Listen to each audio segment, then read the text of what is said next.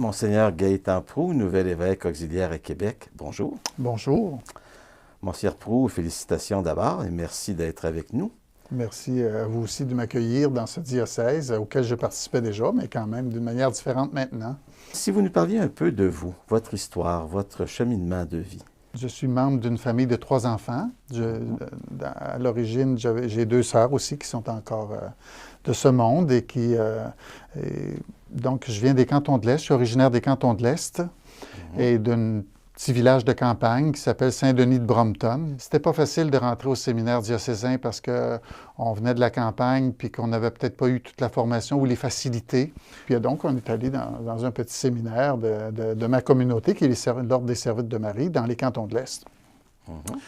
Et donc, tout doucement, j'ai fait mon cours classique jusqu'à la versification. J'ai fait mon noviciat, donc une année de noviciat, plus 3 années de philosophie, une année à l'Université d'Ottawa et 2 ans au Collège dominicain d'Ottawa pour obtenir le bac en philosophie.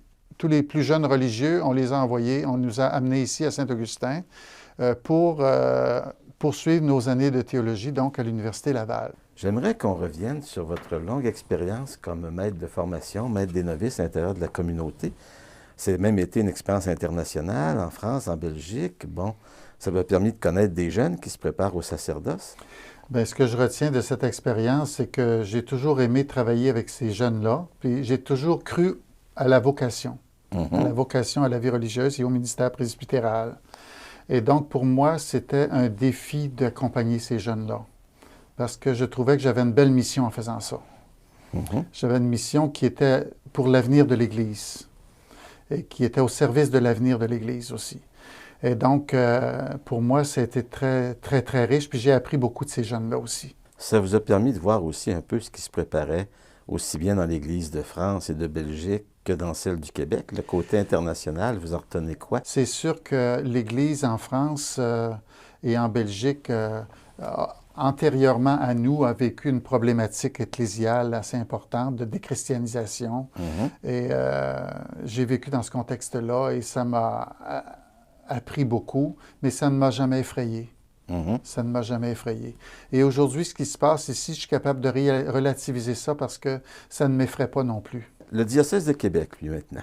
Le diocèse de Québec, vous y êtes depuis quelques années, vous avez été Oui, là, curé. depuis 1991, je suis revenu au Québec, donc j'ai toujours voulu être présent à ces activités. Aux réunions de prêtres, aux assemblées régionales, j'ai le moins possible manqué ces rencontres-là. Et ça m'a permis de connaître les prêtres, de les apprécier, de savoir leur ministère, de savoir ce qu'ils faisaient, de voir leur générosité, de sentir leurs craintes aussi, leurs espérances. Et donc, c'est dans ce contexte-là que j'ai vécu tout le temps. Et aujourd'hui, je n'ai pas peur du tout non plus. C'est un diocèse que j'aime. J'aime sa bipolarité dans le sens ville et campagne. Il y a ces 2 aspects qui sont très marqués dans notre diocèse. Curé d'une grande paroisse unifiée, Notre-Dame de Foix, tout le centre de Sainte-Foy, finalement. Oui, alors ça représentait à l'époque, quand je suis arrivé comme curé, 5 anciennes paroisses regroupées. Le défi était très grand parce que ce n'était pas vraiment une situation facile de regrouper 5 paroisses et surtout de supprimer toutes les fabriques pour en formuler une. Et donc, les attachements des paroissiens pour leur lieu ou leur communauté étaient très, très forts aussi. Et ça l'est encore, mais pas de la même manière. Il y a une appartenance, mais il y a une appartenance maintenant qui s'est ouverte sur les autres. Et votre expérience en Notre-Dame de Foix vous donne à penser qu'on peut encore faire des pas à cet égard. Je dirais qu'on a un gros pas de fait par rapport à bien d'autres endroits. Les gens ont déjà ça dans leur mentalité, cette manière de vivre. Je ne dis pas que c'est facile, là. Même si on arrive avec les autres paroisses voisines à faire une seule paroisse, qui possiblement va arriver à plus ou moins long terme, bien, il faut savoir que les gens il y a des peurs, il y a des craintes, mais en même temps, nous autres, on est là pour susciter l'espoir et non pas attiser les peurs. Alors, c'est ce qu'on s'est dit comme les 3 curés, c'est ce qu'on s'était dit. On n'est pas là pour leur dire, là, on va vous fermer vos églises. C'est pas ça, on n'est pas là pour ça. On est là pour vous dire, on veut annoncer l'Évangile avec vous.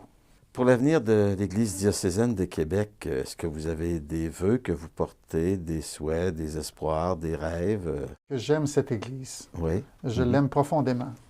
Et si j'ai accepté de vivre ce ministère épiscopal en communion avec mes trois autres confrères évêques, ben c'est parce que j'aime cette Église, puis je crois en elle. Je crois que le Christ est vivant à l'intérieur de cette Église. Je crois qu'il est très vivant à travers ces prêtres que comme j'ai répété tout à l'heure, que je trouve généreux, que je trouve bons et que je trouve dévoués à la mission. J'ai confiance aussi aux laïcs avec qui on peut travailler puis qui vont nous aider à faire cette Église avec beaucoup de générosité, beaucoup de foi. Et aujourd'hui, j'écrivais un petit mot à mes paroissiens, parce qu'il sera dans le feuillet paroissial de janvier, en leur disant que c'est eux qui m'ont fait grandir dans la foi.